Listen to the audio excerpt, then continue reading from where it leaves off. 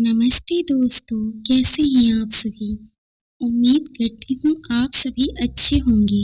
तो मैं फिर से लेकर के आ गई हूँ आपके लिए एक और नई कहानी। तो चलिए कहानी को शुरू करते हैं। लेकिन उससे पहले आपसे एक रिक्वेस्ट है कि कहानी को लास्ट तक जरूर सुनिएगा। गीता एक गरीब परिवार में रहने वाली छोटी सी बच्ची थी। उसकी माँ कल्याणी लोगों के घरों में साफ सफाई का काम करती थी। उसके पिता एक दिहाड़ी मजदूर थे। उन्हें कभी काम मिलता था, कभी नहीं मिलता था। गीता पहली क्लास में एक सरकारी स्कूल में पढ़ती थी। गीता पढ़ाई में बहुत होशियार थी। गीता घर आकर घर का सारा काम निपटाकर पढ़ने बैठ जाती थी। एक दिन गीता शाम तक माँ का इंतजार कर रही थी। माँ के न आने पर वो परेशान हो गई। शाम को उसके पिता मोहन जी घर आए तो वे गीता को घर पर छोड़कर कल्याणी को ढूंढने निकले। कल्याणी जिन घरों में काम करती थी, उन्होंने सब जगह पता किया। उन्हें पता लगा कि कल्याणी तो आज काम पर आई ही नहीं। रात हो चली थी। मोहन जी पुलिस स्टेशन पहुंच गए। वहां जाकर उन्होंने कहा, साहब, मेरी पत्नी सुबह से गुम है, आप रिपोर्ट लिख दो। पुलिस वाले ने कहा, 24 घंटे से पहले रिपोर्ट नहीं लिख सकते। मोहन जी को गुस्सा आ गया। वे बोले, आपको पता है उसके साथ क्या हो सकता है? आप रिपोर्ट लिखो और मेरे साथ उसे ढूंढने चलो। पुलिस वाले ने उन्हें उल्टा सीधा बोलकर भगा दिया। निराश होकर वे घर आ गए। घर आकर उन्होंने देखा गीता बैठी रो रही थी। मोहन जी फटाफट बाजार गए और गीता के लिए खाना लाए।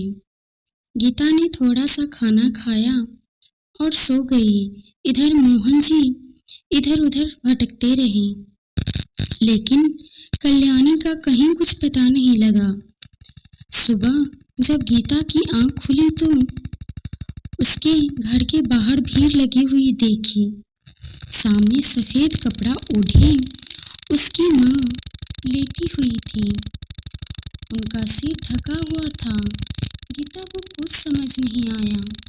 पास ही में मोहन जी खड़े रो रहे थे। तभी गीता की चाची ने उसे अपने से लिपटा लिया और बोली, बेटी, तेरी माँ हम सबको छोड़कर चली गई। गीता का दिल धक धक और बैठ गया। उसकी आंखों से आंसू बहने लगे। वो रोती हुई माँ से लिपट गई। उठो माँ, उठो, देखो रात को तुमने मेरे लिए खाना भी नहीं बनाया। गीता की चाची उसे संभालने की कोशिश कर रही थी। कुछ देर बाद गीता रोते रोते बेहोश सी हो गई।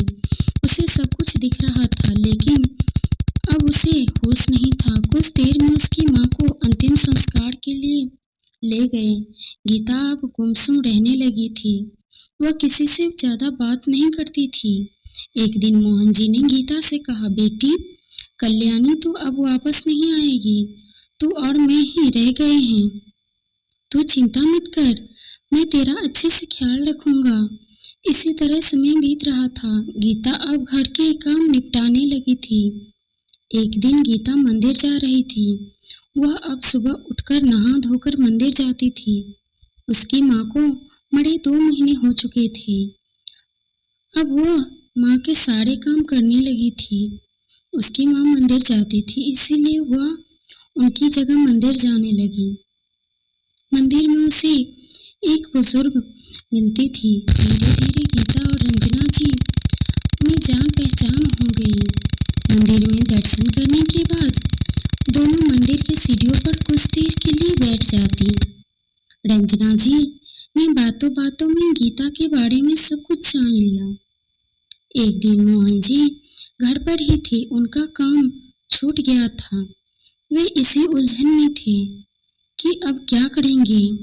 तभी गीता अंदर आई और बोली, पापा देखो कौन आया है।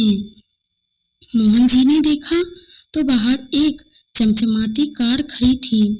उसमें एक औरत उतरकर उसके घर की ओर आ रही थी, महंगे कपड़े जेवर पहने हुए। मोहन जी ने इशारे से गीता से पूछा। गीता ने बताया, अरे पापा, ये वही रंजना जी है जिसके बारे में मैंने आपको बताया था। ये रोज मुझे मंदिर में मिलती थी। आज ये घर आने के लिए कहने लगी तो मैं इन्हें घर ले आई। मोहन जी ने उनका हाथ जोड़कर स्वागत किया और बोले, मालकिन, आपने क्यों कष्ट किया? बच्ची से कह देती, मैं आपकी सेवा में हाजिर हो जाता। यह सुनकर रंजना जी ने कहा, कुएं को प्यासे के पास आना पड़ता है मोहन जी। मोहन जी बोले, मैं कुछ समझा नहीं। ओहो, मैं तो भूल ही गया। आप बैठिए, मैं आपके लिए कुछ खाने को लाता हूँ। रंजना जी बोली, नहीं मोहन, मोहन जी रहने दीजिए, परेशान मत होइए। आप बैठिए, मुझे आपसे कुछ बात करनी है। जानते हैं आपकी बेटी कितनी होनहार और संस्कारी है। जितने ध्यान से यह पूजा करती है, मैं भी नहीं कर सकती। इसके चेहरे पर तेज, इसकी हंसी मैं घर जाकर भी नहीं भूल पाती। मैं चाहती हूँ कि मैं इसका अच्छे से पालन पोषण करूँ, अपने घर ले जाकर। तभी मोहन जी सोच में पड़ गए। मोहन जी जितना अपनी बेटी की तारीफ सुनकर खुश हो रहे थे, अब उतने ही दुखी होकर बोले, मालकिन, मेरी पत्नी तो पहले ही चली गई है। अब मेरे जीने का एक यही सहारा है। इसे भी आप ले जाएंगी तो मैं कैसे जीऊंगा? रंजना जी ने आगे कहना शुरू किया, मोहन जी, आप गलत समझ रहे हैं। मैं आप दोनों को ले जाना चाहती हूँ। आपको यहाँ कभी काम नहीं मिलता है, कभी नहीं। बस आप मेरे घर की देखभाल करना और गीता मेरे साथ रहेगी। मैं आपको बता दूं, मैं अकेली रहती हूँ। मेरे पति अब इस दुनिया में नहीं हैं और बच्चे विदेश में रहते हैं। मोहन जी की आंखों में आंसू आ गए। मालकिन, एक बिन माँ की गरीब बच्ची की आप मदद कर रही हैं, यह मैं सोच भी नहीं सकता था। रंजना जी ने कहा, नहीं मोहन जी, इस बच्ची से मिलते मिलते मैं इसे चाहने लगी हूँ।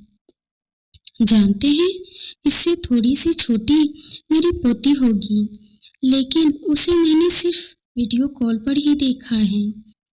मैं इसका अच्छे से पालन पोषण करूंगी। आपकी बेटी लाखों में एक है। मोहन जी को कुछ समझ नहीं आ रहा था। रंजना जी ने आगे कहना शुरू किया, आप तैयारी कीजिए, मेरे नौकर आकर सामान ले जाएंगे। आप दोनों अभी मेरे साथ चलिए। रंजना जी दोनों को गाड़ी में बिठाकर घर ले जाती हैं। घर से दो नौकर को ड्राइवर के साथ मोहन जी के घर भेजकर जरूरी सामान मंगवा लेती हैं, जिसमें सबसे जरूरी गीता की माँ का फोटो था। धीरे धीरे समय बीत जाता है और एक दिन गीता घर आती है। पापा देखो, मैं डॉक्टर बन गई। आज ही मुझे डिग्री मिली है। कल से मुझे सरकारी हॉस्पिटल में जाना है। मोहन जी उसे अपने साथ ले गए। एक बड़े से हॉल में रंजना जी की तस्वीर लगी थी। मोहन जी बोले, बेटी, इन्हें नमन कर, जिन्होंने तेरी किस्मत बदल दी। माना ये देवी अब हमारे बीच में नहीं है, लेकिन मुझे आज भी याद है, अपने अंतिम समय में इन्होंने मेरे से यही कहा था कि मेरी यही अंतिम इच्छा है, मेरा अंतिम संस्कार गीता करे। आप यहाँ का सब संभाल ले और इसे डॉक्टर बनाएं। गीता और मोहन जी दोनों की आंखों में आंसू बह रहे थे। एक तरफ रंजना जी के बेटे थे तो उसके मरने पर भी नहीं आए, और एक तरफ यह एक गरीब लड़की थी जिसने रंजना जी को इतना प्यार दिया कि वो अपना सब कुछ इसके नाम कर गई। अगर आपको यह कहानी दिल को छू गई हो तो प्लीज़ वीडियो को लाइक, चैनल को सब्सक्राइब जरूर करें और कमेंट करके बताएं ज़रूर कैसा लगा आपको कहानी। धन्यवाद।